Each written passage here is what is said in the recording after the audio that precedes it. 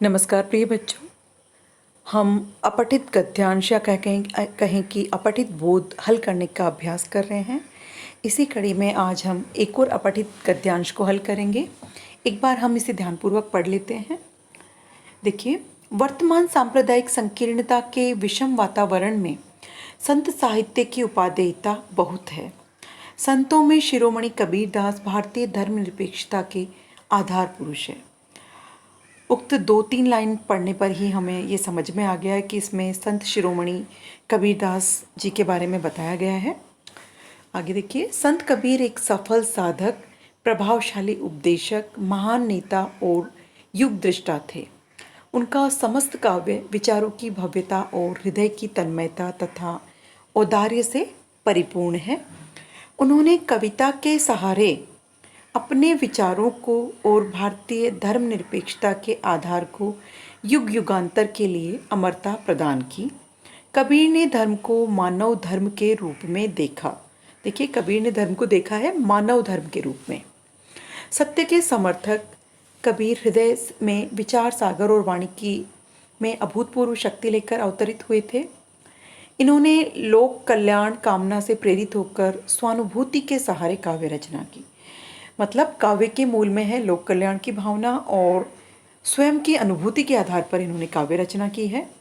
पाठशाला या मकतब की देहरी से दूर जीवन के विद्यालय में मसी कागज छुयो नहीं की दशा में जीकर सत्य, ईश्वर, विश्वास, प्रेम, अहिंसा, धर्मनिरपेक्षता और सहानुभूति का पाठ पढ़ाकर अनुभूति मूलक ज्ञान का प्रसार कर रहे थे। कहने का मतलब कबीर कोई विद्यालय गए हों और विद्यालय शिक्षा ली हो, ऐसा नहीं है।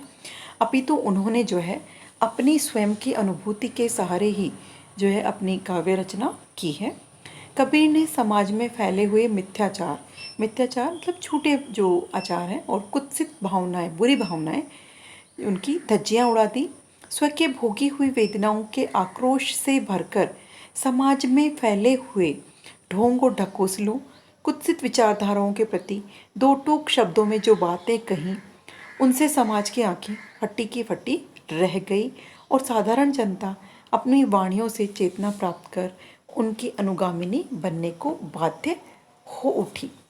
देश की सामाजिक, राजनीतिक, धार्मिक, आर्थिक एवं सांस्कृतिक सभी प्रकार की समस्याओं का समाधान व्यक्तिगत जीवन के माध्यम से प्रस्तुत करने का प्रयत्न संत कबीर ने किया है। कहने का तात्पर्य, जीवन का कोई भी क्षेत्र हो, वहाँ जो भी समस्याएं हैं उनको हम अपने व्यक्तिगत जीवन से हल कर लें, यह तो बहुत बड़ी सफलतापूर्ण बात होगी। और यही चीज़ हमें कबीर में देखने को मिलती है। और कहूँ कि इसी कारण हम कबीर को युग दृष्टा और युग सृष्टा भी कहते हैं। अब उक्त जो आपका अपठित गद्यांश है, इस पे आधारित प्रश्नों के उत्तर हम जो है मूल भाव को ग्रहण करते हुए देंगे। देखिए, पहला प्रश्न है, आज संत साहित्य को उपयोगी क्यों माना गया है? जैसा कि मैंने कहा कि कबीर युग दृष्टा और युग सृष्टा है, तो वहाँ जो चीज़ प्रासंगिक है आज भी प्रासंगिक है, तो इसी के आधार पर हम उत्तर देंगे। आज संत साहित्य को इसलिए उपयोगी माना जाता है क्योंकि संतों के साहित्य में विचारों की भव्यता, हृदय की तन्मयता और धार्मिक उदारता है, जो आज के सांप्रदायिक संकीर्णता के विषम वातावरण में उपयोगी है। दूसरा प्रश्न, संत शिरोमणि किसे माना गया है और क्यों? जैसा कि हमें पता है संपूर्ण गद्यांश जो है वो कबीरदास जी को समर्पित है, तो हम यही लिखेंगे, संत शिरोमणि कबीर को माना गया है क्योंकि वे किसी धर्म के कट्टर समर्थक न होकर सभी धर्मों के प्रति समान आदर भाव रखते थे। वे भारतीय धर्मनिरपेक्षता के आधार पुरुष थे, जो धार्मिक भेदभाव से कोसों दूर रहते थे। तीसरा प्रश्न देखिए, कबीर के व्यक्तित्व एवं काव्य की क्या विशेषता थी? हमने जो है आपके एक अनसीन पैसेज या कहें कि अपठित गद्यांश में भी पढ़ा है। तो देखिए, कबीर के व्यक्तित्व की विशेषता थी सत्य का समर्थन, हृदय में अगाध विचार सागर और वाणी में अभूतपूर्व शक्ति। उनकी काव्य रचना की विशेषता थी लोक कल्याण की भावना से प्रेरित होकर स्वानुभूति के सहारे काव्य सृजन।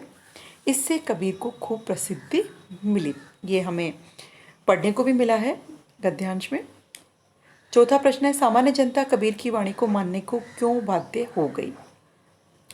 तो जैसा कि हमें पता ही है, कबीर की वाणी में अभूतपूर्व शक्ति थी। वे सत्य, प्रेम, ईश्वर, विश्वास, अहिंसा, धर्मनिरपेक्षता और सहानुभूति का पाठ पढ़ा रहे थे। वे समाज में फैले मिथ्याचारों और कुत्सित विचारों पर कड़ा प्रहार कर रहे थे। यह देख सामान्य जनता उनकी वाणी मानने को बाध्य हो गई।